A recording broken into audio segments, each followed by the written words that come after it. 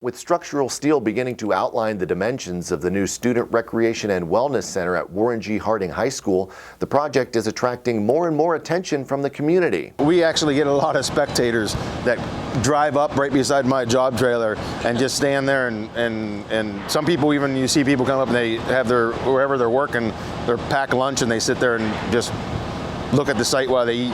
We see how workers set the large clear span beams at the site in our first video from our new series, Constructing a Legacy.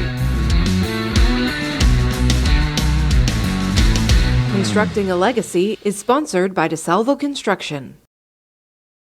On a cold, overcast day in April, anyone willing to brave the rain and a brief bit of hail would have had plenty to watch as workers from Latonia Steel began flying the roof beams. The beams are a little more than 90 feet long and 40 inches tall, each weighing 26,000 pounds.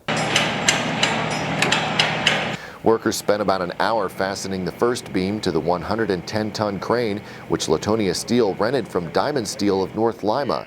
Carefully raising the beam a little at a time to ensure it was balanced, Rob Wilt is superintendent at DeSalvo Construction of Hubbard, the contractor for the $36 million project. We're in the structural steel phase of the project. Foundations had to go in first, then the structural steel, then we'll get into pouring the concrete, doing the metal studs for the outside walls. All the steel for the new center is sourced and fabricated in the United States from Amthor Steel in Erie, Pennsylvania, specifically for the project. We're going to pour the second floor first, and I'd say we're probably about 3 weeks away from pouring some of it. The main section of the 136,000 square foot building will be a large open space with a 200-meter running track on the ground floor and a walking track above.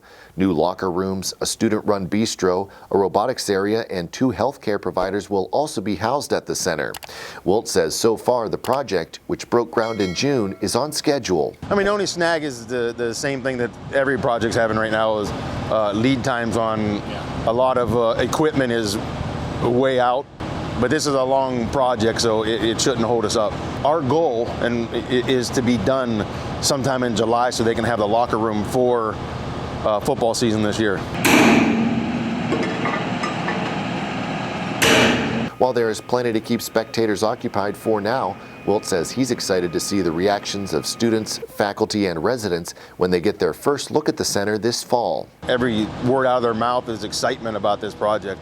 So it makes you feel good that you're doing something. You can find more information on the new Wellness Center and see updates as the project progresses by clicking Constructing a Legacy under the Online Exclusives tab at businessjournaldaily.com.